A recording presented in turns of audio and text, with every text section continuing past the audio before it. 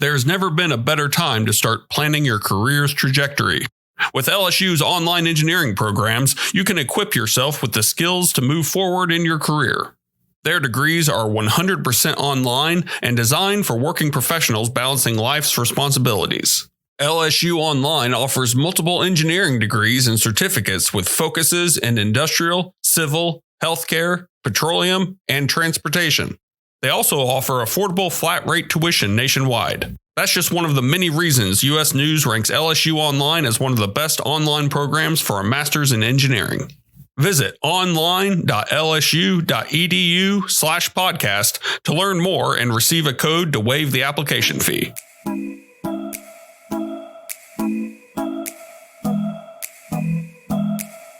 This is Problem Solved, the IISE podcast, where we talk to industrial and systems engineers about their work, ideas, and solutions.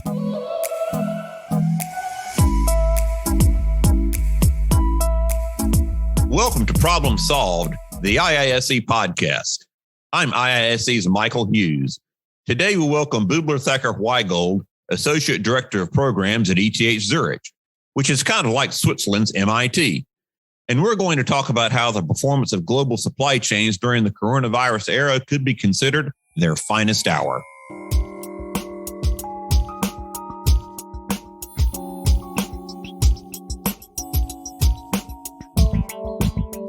Good morning, or I guess it's a rainy evening in Switzerland, Bublu. It is indeed. Thank you for having me today, Michael. Well, it's an absolute joy to have you. You've been one of my favorite people to work with and talk to for well over a decade now, back to when you started writing articles for me when I was managing editor of IISE magazine. And one thing I really like about you is you always have something to say about the conventional wisdom and how usually the conventional wisdom is wrong. That dates back to your article on how lean does not always mean cheap. And I really like that. That's your favorite one. Yes, we definitely go back a long way. And I guess that's a nice way of saying, Michael, that I have a lot of opinions. But I think it's important that we all reflect on what's going on, that we interpret events around us and that we have some critical thinking. So I'm glad if it's been useful to you and your readers. And, every day gets more interesting. Yeah, speaking of that, the topic we really want to tackle today, we're coming out of the coronavirus epidemic. Things are getting back to normal, but a lot of the, let's call it legacy big media, I've read from the New York Times to Supply Chain Dive to even the website of the Institute of Supply Chain Management, have talked about how lean and just-in-time failed during the pandemic. Yet you and a coterie of other people are talking about how the pandemic was lean's finest hour. So how do you explain that to people like me who went into the Kroger and the Publix and couldn't find toilet paper? Well, I think you've mentioned quite a lot of things there, Michael. Let's sort of unpack that here. So we've seen the world go through like a terrible crisis, and first and foremost, it was a health crisis, and where a lot of lives were lost, and there was a great deal of suffering, and that obviously makes it right into the media. And as the health crisis progressed and still is going on in too many countries of the world, we had an economic crisis, and the economic crisis brought a lot of supply chains that normally function quietly in the background, sort of, without catching anyone's attention. All of a sudden, it became very visible how supply and inventory and availability really are the engines of our well-being and of the prosperity in our societies. And the most visible things for us as individual consumers, those of us who don't work in industry, is obviously, our daily trips or our regular trips to the grocery store. So something happens, what we think is a vital item is missing for a couple of hours or for a couple of days. And I think in the general anxiety of this terrible time, the media picked up on it. And we saw a lot of media coverage of empty shelves. There was a viral sort of behavior and communication going on around something as peculiar as toilet paper, which don't get me wrong, it's not non-essential. We all know that we all need it and use it every day. But it was a very strange time where sort of shelves, empty shelves and a run on toilet paper made us feel that the world was ending. Let me summarize that. What the media was started to pick up on was a belief that supply chains in the world had failed, and that our supply chains have failed because they have become too lean over the years. And that's very interesting that all of a sudden everyone was an expert on supply chain management without necessarily having the background on it. What you're referring to from our previous conversations is a quote I take directly from Professor Yossi Sheffi at MIT. And he said, no, this is simply not true. Our supply chains did not fail. In fact, it was they experienced their finest hour. And Yossi Sheffi, together with other colleagues of mine, explained that it's not that supply chain, that lean was not the culprit in a period of disruption. Lean can be the solution. We have to look at this in a much more qualified way. And the media is not necessarily the place to get the information. Give me a couple of examples of how lean was a solution during this rather than the problem. Well, I'm not saying lean was the solution in the pandemic. The fact, let's look back at what the problem was. The fact that we had a disruption because of a health crisis in the world. People couldn't go out. They couldn't go out to work. Our suppliers in various parts of the world couldn't go to their factories. They couldn't get their supplies. So then we had like a whole chain reaction of things going wrong, and material couldn't flow. And sort of final destination of material in a supply chain is obviously the shelf where the consumer buys it. And so when toilet paper seems to disappear, it creates a panic reaction among the consumer. And as I said, the interpretation of this problem, the disruption itself said that there was something wrong in the way that we managed that process. I guess the first point I want to make with that is that the fact that we had a disruption itself is not evidence that the supply chains did not work in general. We do not set up our supply chain so that they are constantly functioning under every form of duress. What we do set them up to do is to have like a certain minimum and economically viable level of service. So almost no supply chain will ever have 100% availability of any goods.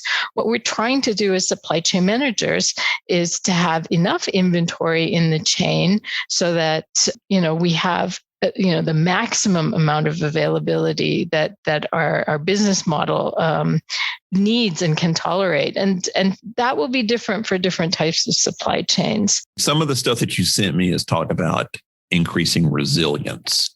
Yes. Now, the ones that I've read from you have talked about a lot of that would have to do with less lead time. One of the major functions of lean is to try to reduce lead time. And if you reduce lead time, you don't need to increase safety stock to these gargantuan levels where you have entire warehouses full of stock sitting there. Right. Other people have said that to increase resiliency in the supply chain, we need more safety stock. So how do you kind of balance those two in the future to deal with these sorts of disruptions? Well, they certainly don't contradict each other. I think that we have to remind ourselves that lean should not be taken literally. Lean is a management practice that was invented by Toyota and then became the Toyota production system, which is still absolutely valid today. It's not like it only applies in certain situations. What we have to remind ourselves really is that lean does not mean zero inventory, that we shouldn't take it literally, that there are lean supply chains with no inventory and that there are fat supply chains with too much inventory. Lean has many, many different aspects, but one is customer orientation. One is removing waste out of the system that includes inventory, but is not just about removing excess material. The shortening of the supply chain is a very key principle of lean management, in that by having supply chains that are shorter and that are simpler, and having suppliers that are nearby, will give companies the opportunity to see where inventory is building up. If a supplier is nearby and your supply chains are shorter, you will be able to have less inventory in there. But it's a complex analysis. I don't think we ever look at any one supply chain of any one business case and say it should have zero inventory or a lot of inventory. There are 3 different types of inventory in every supply chain, and or at least 3. They include cycle stock and safety stock for unexpected occurrences, and pipeline stock as well for the material it's on its way between nodes. So we have to differentiate these 3. And when you read in the paper or in the media, or you hear a simple statement saying, we should not be lean, this is simply an absurd statement. What we want to have is to have a clear understanding of what sort of service levels we want to provide for our customers, what the minimum amount of inventory we need in the system has to be, and that's a mathematical calculation, and how much safety stock we want to have as insurance against unexpected events like a pandemic. And calculating that is part of our effort to make our supply chain systems resilient. I guess I would say also that individual companies themselves are not going to be resilient. It's the system that's resilient. And it's suppliers and manufacturers and distributors and resellers working together and responding quickly to changes in the system that makes the system more resilient. And so resilience is a team effort. So you mentioned a couple of things there that I'd like to unpack. First off, talking about the shorter supply chains, or a shorter supply chain allows you visibility into where the issues might arise and where the 3 kinds of stock might be out of balance. Correct. And also you mentioned responding to signals. One thing most people did notice is the shelves didn't stay empty forever. No, absolutely not. You would come back the next day or 2 days or 3 days later, and they would be full. Now, there would be a run and they get empty pretty quick, but 2 or 3 days later or the next day, the truck would come in and the shelves would be filled again. Again, if you look at the media and you take one snapshot and you publish that in the newspaper, you'd feel like the world was ending. Our world definitely did not end, and certainly not in the rich countries. And this is something that Yossi Sheffi says in his book. It's called The New Abnormal. He said that we have to remind ourselves that the way a supermarket shelf is refilled is in the evening. Or overnight, when the store is shut down. You don't usually see the big shipments come in to restock the shelves. But if toilet paper ran out during the day, it would usually be back either the next day or within a very short period of time. I would simply claim that is an acceptable level of service for most places and for most people. Just because of that, I would judge that the supermarkets, like these consumer supply chains, did an excellent job in keeping up with this huge surge of demand for certain products during the crisis, that they actually didn't fail. They did not demonstrate lack of resilience or being too lean or having no inventory. There were very temporary stockouts that were dealt with immediately. What supermarkets and consumer supply chains were dealing with in behind the scenes and heroically, without our seeing it, is simply a shift of demand from restaurants, from public cafeterias and public places to eat, to eating at home. So all of that purchasing power that went into these other channels that we normally patronize, they shut down overnight. Whatever was in the pipeline and had been planned to be delivered to them was simply not bought or canceled. And all of that demand shifted overnight into private consumption through supermarkets. And if you look at how much actually stocked out, and whether, how many of us actually went to a supermarket and it was empty for a week or 2 weeks, none of that happened. There were very, very temporary shortages. Nobody starved. The level of need at that level was, I think, admirably contained, was low. And so considering the shock they underwent, the supply chains demonstrated resilience. And they demonstrated resilience not because they had huge inventories on the ready, on the go, but because they were able to reconfigure quickly and look for alternative sources or alternative ways to get the job done. Some of them worked, long hours. They put in extra shifts. Those who have spoken to these companies, they did an outstanding job. So that is resilience, is having an agile response together as sort of multiple nodes in the supply chain. And in this case, it was really a huge sort of reallocation of demand into a channel that wasn't used to dealing with that sudden surge. And that's true. And you think about everything that was lost during the pandemic, the hundreds of thousands of lives. I think the death toll runs into the millions worldwide.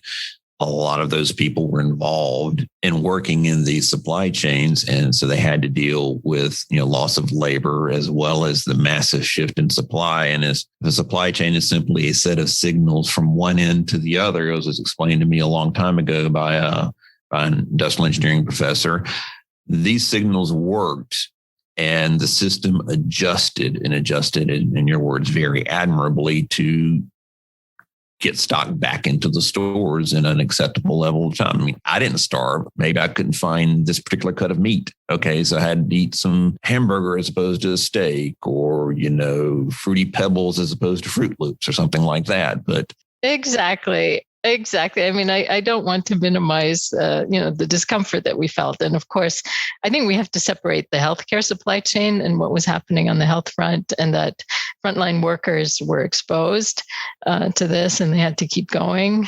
People that we normally don't think as being very, very important were out there saving our lives by keeping the lights on and keeping the stuff moving. Yes, absolutely. They deserve to be better paid. They deserve protection. I think we have to separate what was happening in terms of health. And like I said, the healthcare supply chain is very interesting and very important case. But in consumer goods that kept us fed, that kept us clothed, that kept toilet paper, in our households, they worked really, really well. So if we look critically at the information we got from news channels, and often I was disappointed to see my colleagues, professors, also sort of repeating these types of platitudes, and I'm going to call them that, meaning sort of mindless evaluations or mindless opinions on what was going on. I think the reality is different. We simply know that there was enough to eat in rich countries. That didn't necessarily happen, by the way, in poor countries, but sort of in the societies that have that luxury. The supply chains worked. They were agile. And, supply chain management has developed as a field in the past 30 years to react quickly to things, to reconfigure themselves quickly, to keep information moving, to keep talking to our suppliers and to our redistributors and to ourselves, meaning within our own organizations that are making things. So it did work.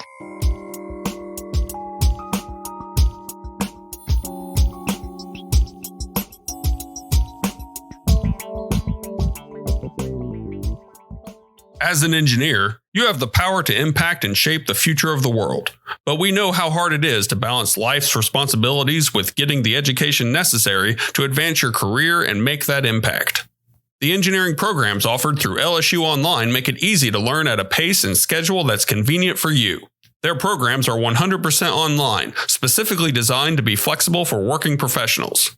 LSU Online offers multiple engineering degrees and certificates with focuses in industrial, civil, healthcare, petroleum, and transportation.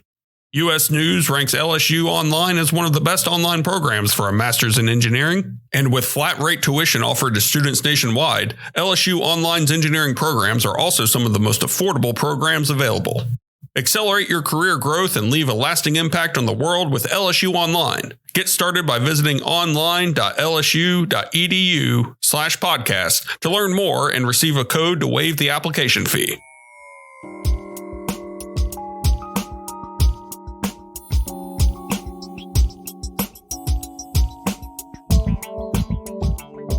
Let's talk about healthcare supply chains. They did struggle a lot, it looked like, from the outside looking in. But even thinking back on it, I know we had, I believe it was a GM plant. We had a webinar last year.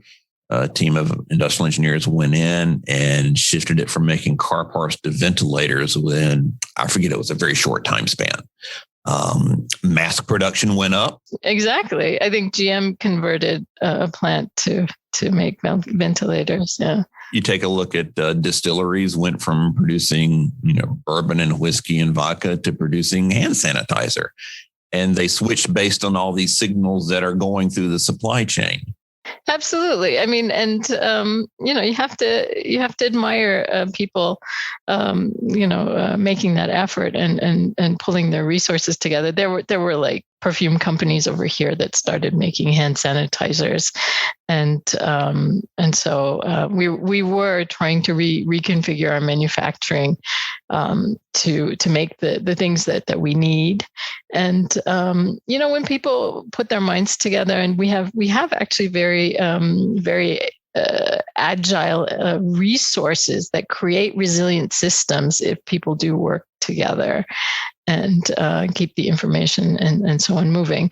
And now your question was what happened in the healthcare supply chain. There were shortages of personal protective equipment, masks, and it's a horrifying thought to think of a doctor trying to, or a healthcare worker, nurse, all those frontline workers dealing with a terribly infectious pathogen and not having enough equipment, and no society on earth can afford to lose their doctors in a crisis like that. We have to protect these people because the system has to keep working. We did have very serious shortages in that, and like a food supply chain and a medical supply chain are really sources of our well-being in society, and we have to have high levels of service in medical supply chain. So we did have stockouts, and I'm not an expert in all of these supply chains, but normally medical supply chains actually are supply chains that have high levels of inventory in them. Most hospitals that I know, certainly in Europe, have high stockpiles of life-saving drugs, because there is no tolerance for running out of, say, a cancer therapy or even a painkiller. No society will tolerate that. So that's one of the supply chains in our society, in our world, that tends to run on a lot of inventory. That where we tolerate and are willing to pay for that stockpile. And I guess the point that one of the points I would make by comparing that to other supply chains is simply not all supply chains are the same. They're designed differently. They have different purposes. They have different business cases. Some things people are willing to pay for. Some things not. We expect them to be cheap and fast and available. Some things we're willing to wait for. Some things we're not willing to wait for. Again, we were talking about the misinformation that's spread by the media. One of the impressions that you will get is that we have a global supply chain, or that all supply chains became too lean, or that they all failed and were not resilient. Now we all have to become resilient, and now we have to have extra insurance, meaning we have to have extra stock. We should keep redundant supply. We should keep inventory. This type of global or very, very general recommendation to any business manager should really make us nervous, because, as I said before, every supply chain is different. They have different designs, they have different strategic purposes, and they have different products. And based on all of these variable factors, we design them in different ways. And some are actually slow, some are fast, some are push, some are pull, some have lots of inventory, some have very little inventory. Some are all about access. I'm working in humanitarian supply chains. They are usually, depending on whether they're emergency or development supply chains, some of them will have very expensive stockpiles of inventory, or they will have expensive forms of transport to get the job done. The point I'm trying to make is that we do not have one global supply chain, and it's all about delivering goods, but they are highly differentiated. They're differentiated according to the strategic intent of the organization. They're differentiated according to the product that they're moving and they're selling, or they're making, moving, and selling. And they're differentiated according to the market that they serve. A cancer patient is a totally different person taking a good than would be someone who's buying a can of beer. Shortages in one case will have different costs and consequences than shortages in others. You mentioned one global supply chain. You mentioned. I don't mention it. Actually, other people. Michael, People mentioned actually, that. And I was just, to prepare for this podcast, I was looking at newspaper articles, and even like I said, articles written by my colleagues at universities. It's amazing how sloppy we are with our language and talk about the global supply chain as if such a thing existed. So I would never ever say it, that there's one type of supply chain. There are really like infinite variants. I just wanted to emphasize that again. We talk about globalization, how we have, the media, you see it all the time. We have long, lengthy supply chains, one global supply chain for everything. But you say everybody has different supply chains depending upon their particular business, their particular customers, what sector they're in, and specifically talking about healthcare, that hospitals had heavier inventory levels to deal with such emergencies, because the cancer patient has to have their interferon or whatever, or their radiotherapy or whatever. So, but even with that said, this pandemic was such a wall of tsunami hitting healthcare centers. I remember particularly the stories coming out of I believe it was northern Italy, where the first big hotspot was. Mm-hmm. And then in New York City was another one, and several others that I'm not sure any amount of safety stock could have prepared for that. No, and that's that was, again, a disruption in itself. occurs over and over again in the history of the world. Disruption is not evidence that the supply chain was designed wrong. But, we had a disruption, like we've had disruptions before, and I can list them all. But I think we all know that. What you're describing here, let's reconstruct what happened in the last 2 years. It started apparently in a wet market in China. And so we had a pathogen, highly contagious pathogen that hit an industrial center in Wuhan. It's actually sort of a natural disaster that spread to become sort of a global economic disaster. And so what happened is that economic activity shut down in Wuhan itself. They took a very draconian, after, sort of dragging their feet, they had a very draconian response to that.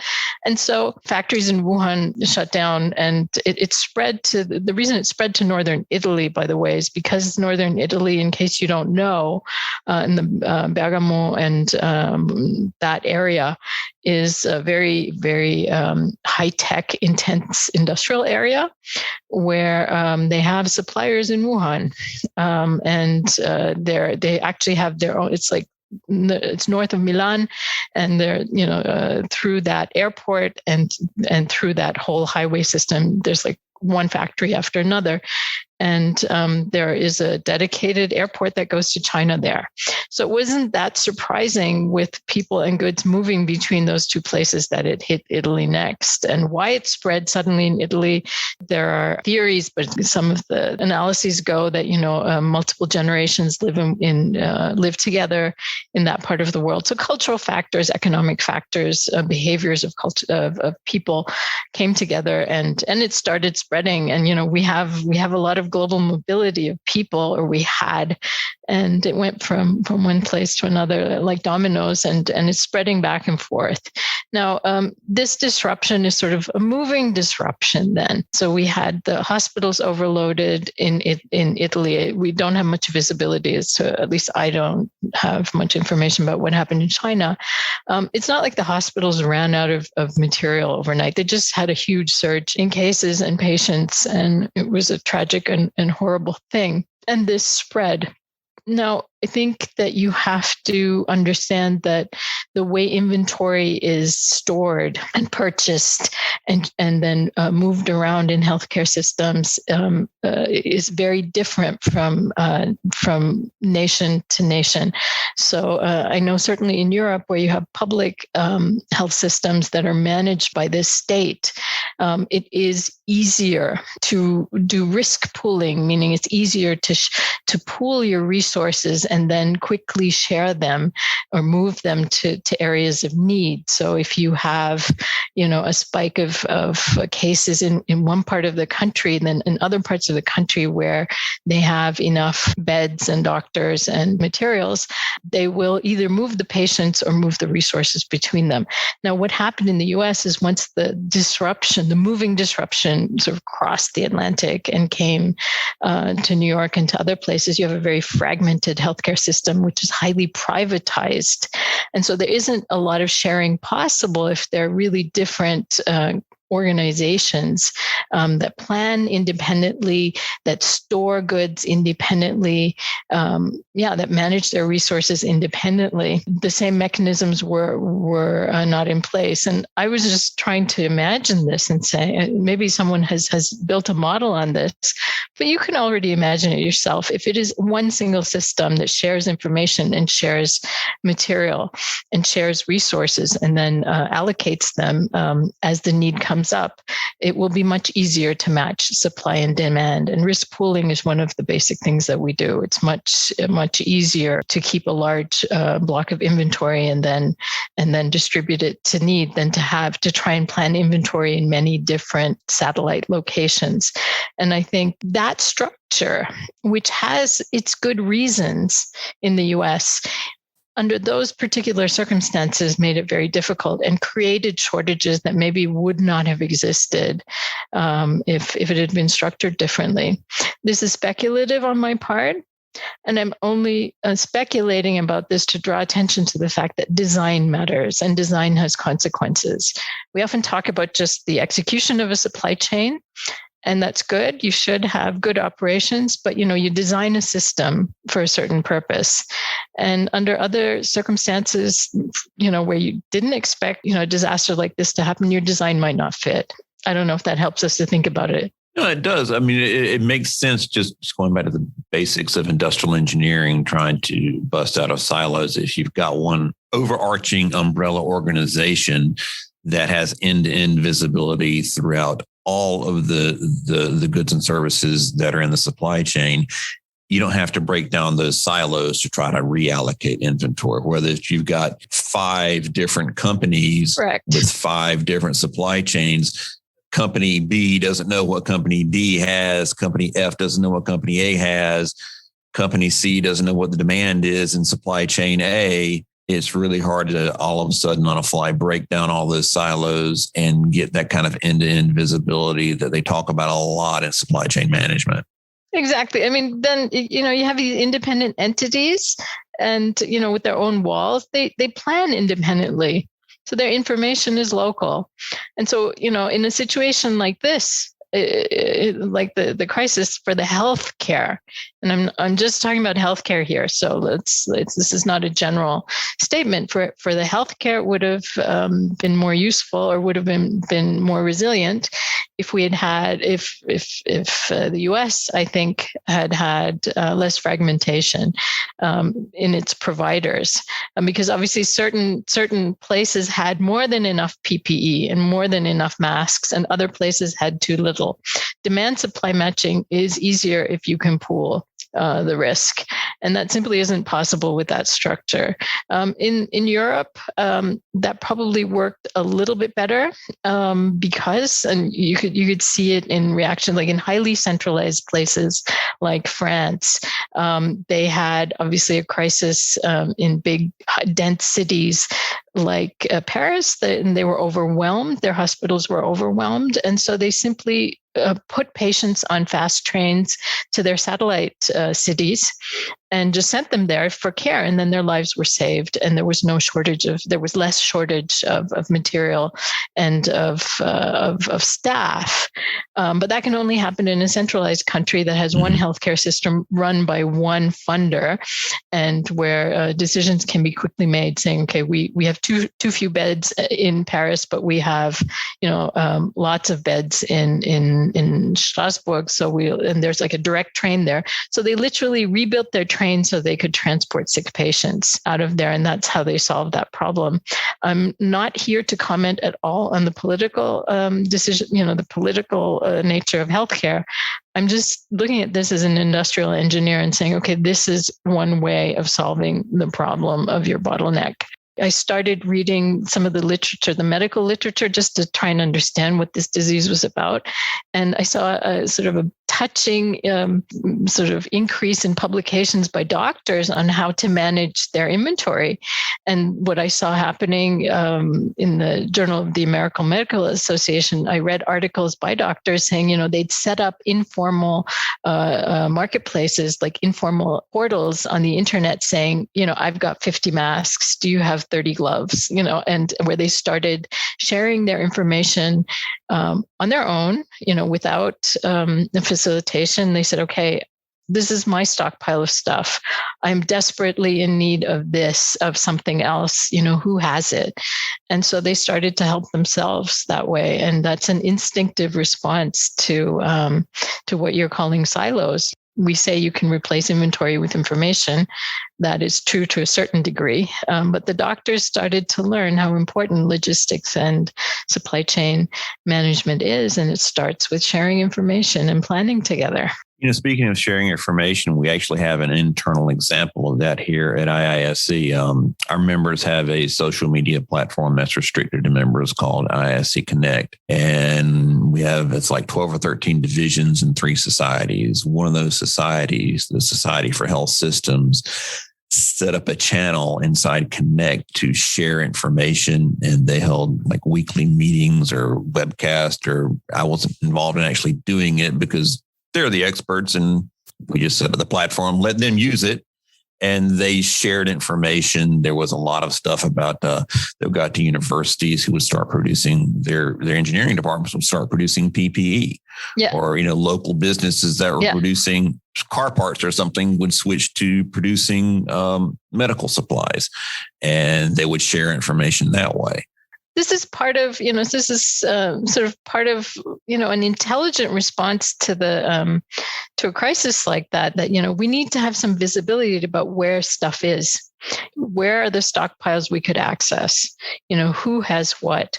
And I call it a marketplace. That's what we used to call it, in the company that I used to work for. And, this is then sort of like a grassroots citizens attempt. And so the IISE did that.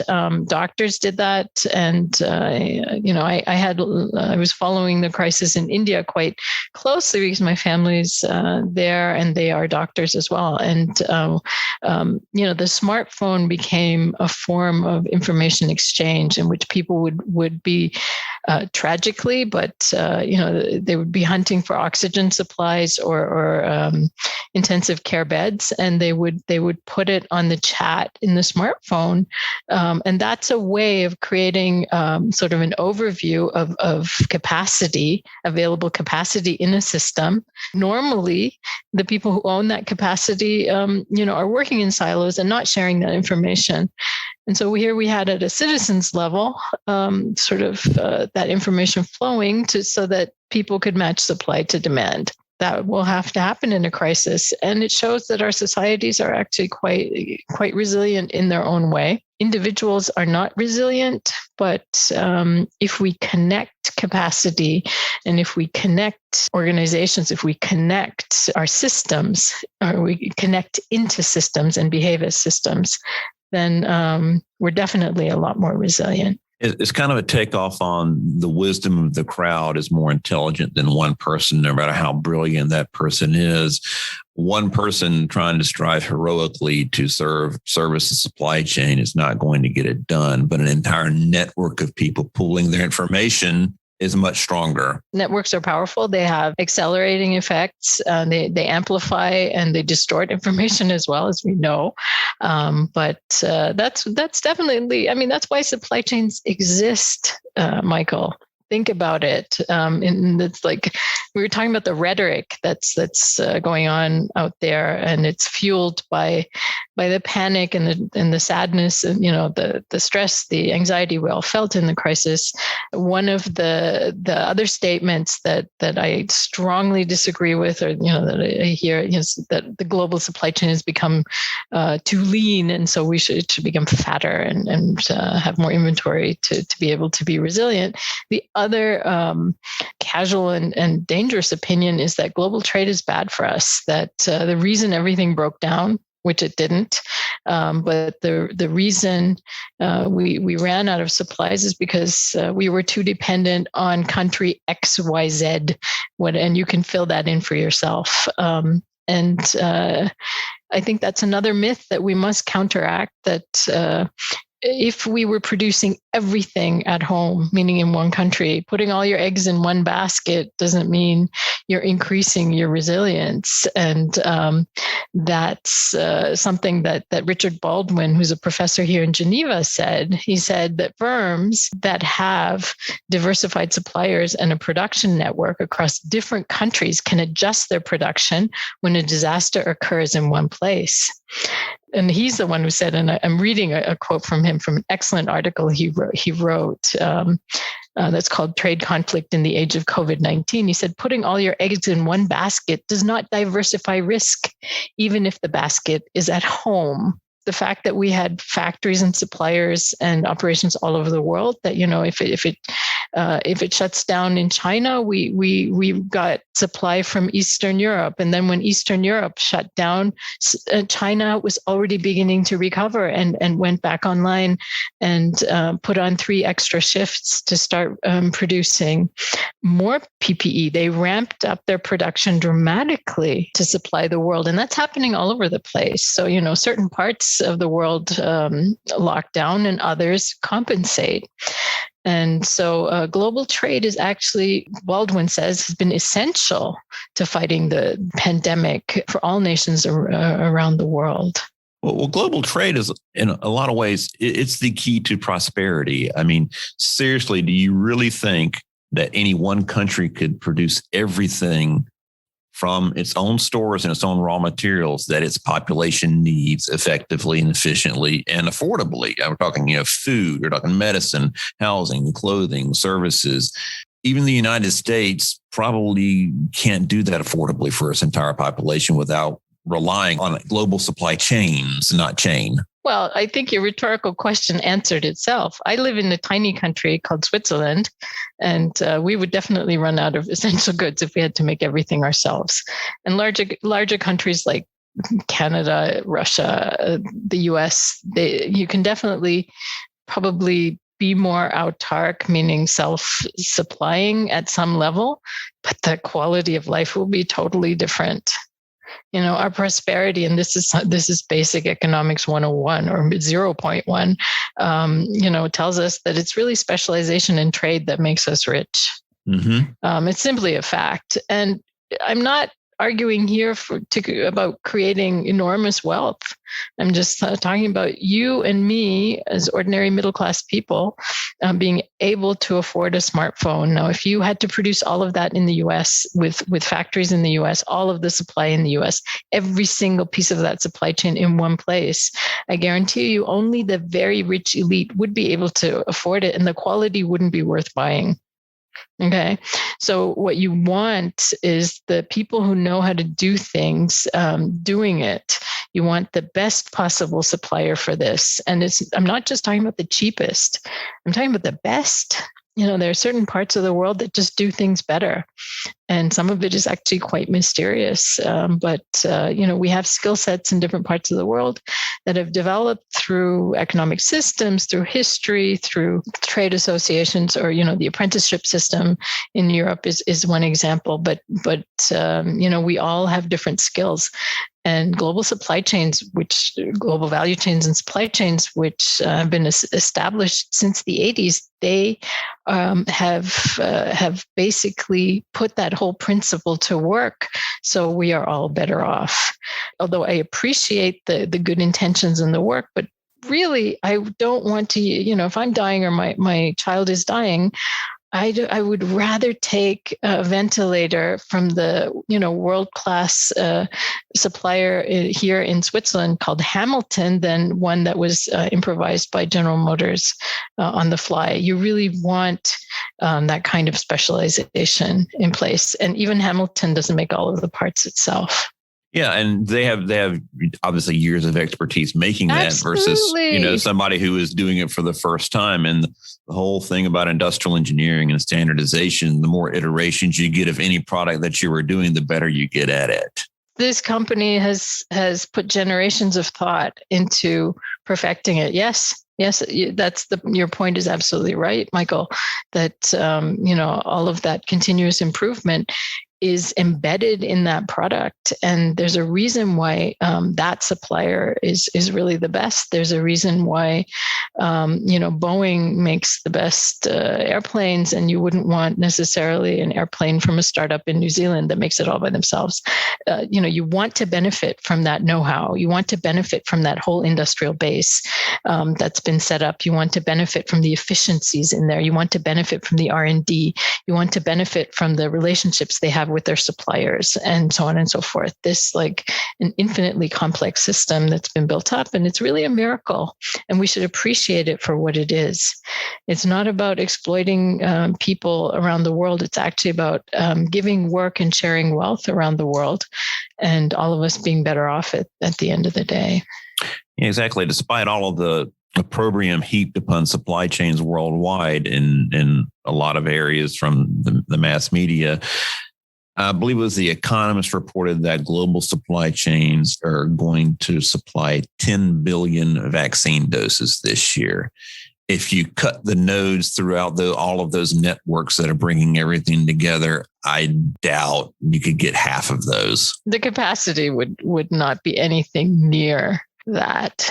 when we do work together and we have this division of labor across the globe, it's really possible to solve problems like that together. And the vaccine supply chain is a good example of that. Again, what we read in the press is always sort of the bad news, and the individual barriers, like the things that didn't work out right, and the infighting, and the selfishness of saying, okay, vaccine nationalism, we want all this for ourselves. But there is really a lot of collaboration going on to get it out there quickly to a lot of people. And there's a lot of interdependency in there. Some of the articles that you sent me to read to prepare for this talk specifically about that. If you've got inputs from country A going to country B, and they're producing vaccines, and then they're distributed to countries D, E, F, G, and H, you have a trade war between country A and country B. Yeah. All of those countries suffer. All of those countries suffers. The chain is full of interdependencies, and we want to keep things flowing. That's why open markets increase GDP for everybody involved, and these global value and supply chains give access to economic growth, also for starting, for low income countries, and it gives poorer countries access to things like vaccines.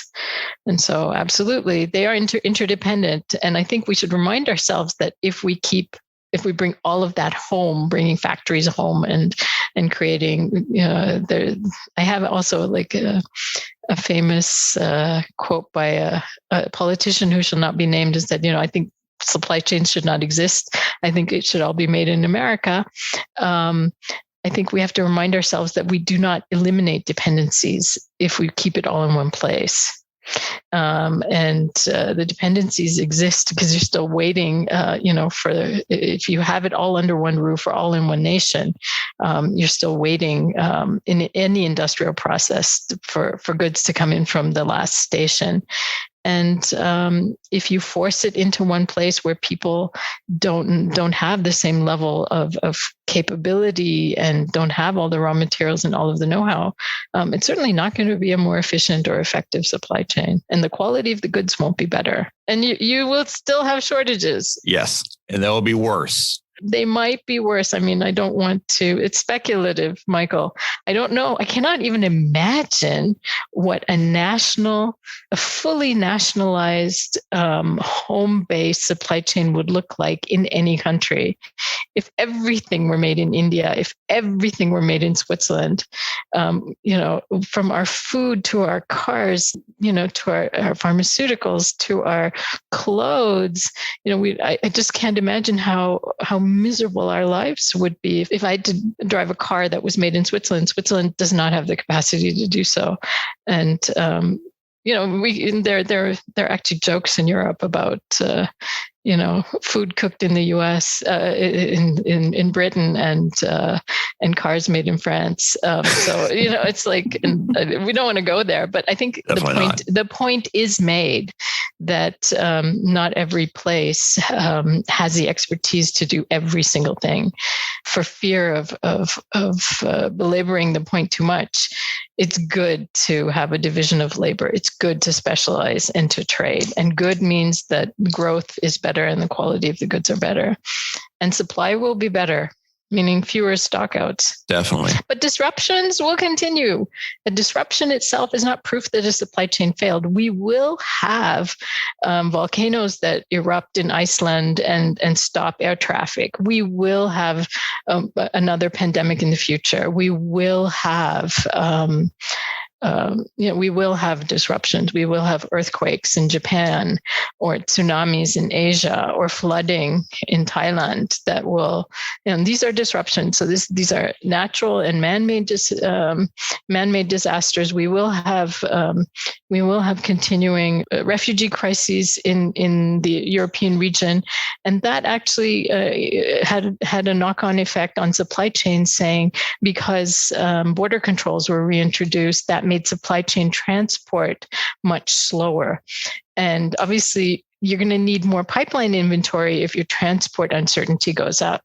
And that's the task of every engineer, of every industrial engineer, to say, okay, how much more do I have to build into the system if this parameter changes? It's not the disruption itself that proves the sort of the failure of the supply chain. It's the wrong decision that is the failure. Disruptions will occur. So what we really have to become good at is at risk management. Well, people think we're going to leave it right there because we're coming up on about an hour. But it's always great to talk to you. And to wrap it up, we need trade, we need supply chains, we need better supply chain managers. And Lean has been a fantastic tool to really help us get through this pandemic. Don't believe everything you read in the papers, and don't believe everything professors say. And I work at a university, so don't believe everything I say. But I'm glad if it was helpful and thought provoking to share some of these reflections with you and your readers. Absolutely. Thank you very much. Thanks for listening to this episode of Problem Solved, the IISE podcast, a production of the Institute of Industrial and Systems Engineers in Metro Atlanta. This podcast is produced by David Brandt, Keith Albertson, and Michael Hughes, and edited by David Brandt. You can listen to all episodes of Problem Solved and learn about sponsorship opportunities by visiting our website, podcast.iise.org. You can also learn more about IISE at the Institute's website, www.iise.org.